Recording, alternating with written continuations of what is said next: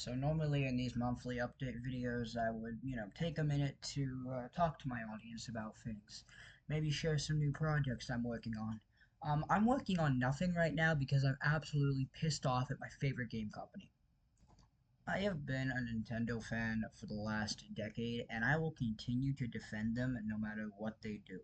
Okay? Some of the stuff they did in the past was scummy, but I think what has happened recently has absolutely taken the cake as the scummiest thing they've done in history.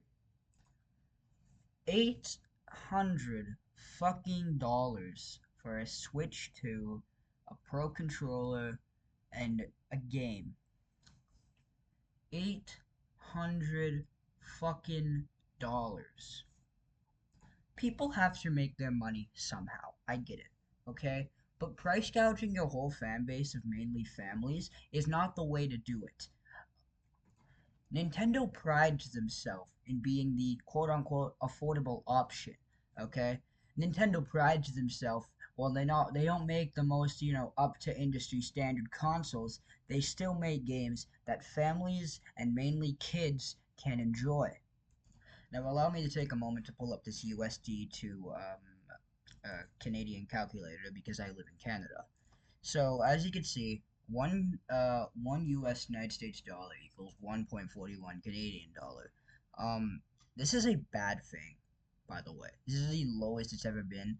Currency exchange rate, I should say, shouldn't be like this bad. Okay, but it's been declining for years and years now. If Mario Kart is going to be 79.99 here, that is 112 Canadian dollars. Without tax. You gotta realize that special editions of games that came out like 10 years ago, those would be over $100, but that would be justified because it was usually in a nice box that had a steelbook, a soundtrack, and hey, maybe a figure that might go in a landfill in 3 years. But no, this $112 is just for the base game, which is absolutely insane. Now, in Canada, we paid over 70 to $80 for games for years. So if I pull back up this calculator right here and I type in 79.99 in Canadian dollar, it translates to roughly 56 United States dollars, which is, games were usually priced around, 50 to $60 in the United States, whether that be 59.99 for any Nintendo game, or for some reason they were charging 69.99 for Tears of the Kingdom. For some reason, that was a really good game though. But there's always been this standard for the last couple of years that a game that costs $60 will roughly cost around $70 over here, or like maybe 80 somewhere else. Okay, that's just how prices work, and that's just how we're gonna live with it. But the difference is with Nintendo now is that these prices are manually upped. It is a choice to make it these prices. MSRP, manager suggested retail price. I said that wrong because I have a shitty lisp, but that means that the manufacturer suggested retail price means that's what the manufacturer wants the game to be priced at, whether that be $80 for a game, or for some reason they're $90 physical now, and the damn game cartridges are just like key codes to download the game onto your console. Now, I don't collect video games like a lot of people do, and I just play them, but I still think it's kind of a shitty move to put a cartridge in a box, but not have the actual game on it, and instead just have a glorified download code on it. I get that digital games are the future of gaming and that we've been heading this route and this was inevitable because we got to preserve the plastic, we got to preserve the planet and stuff like that. I get that, but it's still pretty cunty not to just have download codes and instead make this fake ass cartridge. Now, I know I've been dogging on this thing the entire time, but the Switch 2 is not a bad console at all. Um, Kirby Air Ride 2, a Donkey Kong 3D game where you can destroy literally anything. A a From Software exclusive. It's the sequel to Bloodborne. You cannot tell me otherwise. That game, The Dusk Bloods, is a sequel to Bloodborne.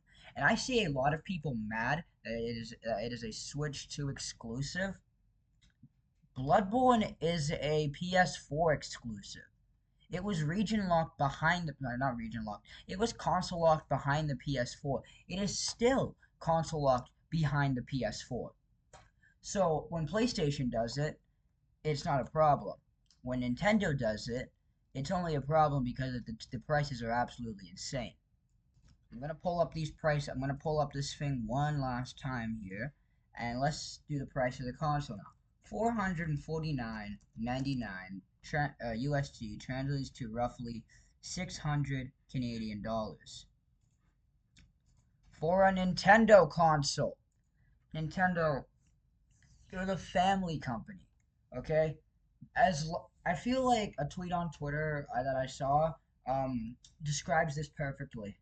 Gaming is becoming a rich man's hobby, and your best bet to find entertainment nowadays is to, shell out the big bucks. Because while prices are going up because of inflation, tariffs, all that stuff, people are still not getting paid what they deserve, which is dumb. And yeah, let's just take for example that the minimum wage where I live in my province is $15 an hour. And if there's just some 16-year-old working minimum wage and he wants to afford a Switch 2, they will have to work for 42 hours. Now, this might not sound as bad, but if it's just someone who just got out of university and they're living in an apartment, um, you got to realize all of their money is not just going to go to the Switch 2. And, they have bills to pay, rent, stuff like that. They have to buy food, clothes, everything. So 42 hours, well, it looks like it's a bad thing, or not that bad of a thing. It really is in the grand scheme of things. Because that could be up to 100 hours, 200 hours, 300 hours of working just so you could save up for the Switch 2 and buy it without being in financial ruin, which is something you should not worry about when you buy a fucking game console. But yeah, um, I'm just gonna count this as the monthly update for this month because I got nothing for you. I broke my PS5 controller playing Elden Ring on one of my streams, so the Okami video might not even happen if I'm gonna be honest. But yeah, thanks for watching, and if this is your first video here, subscribe, and I'll give you these.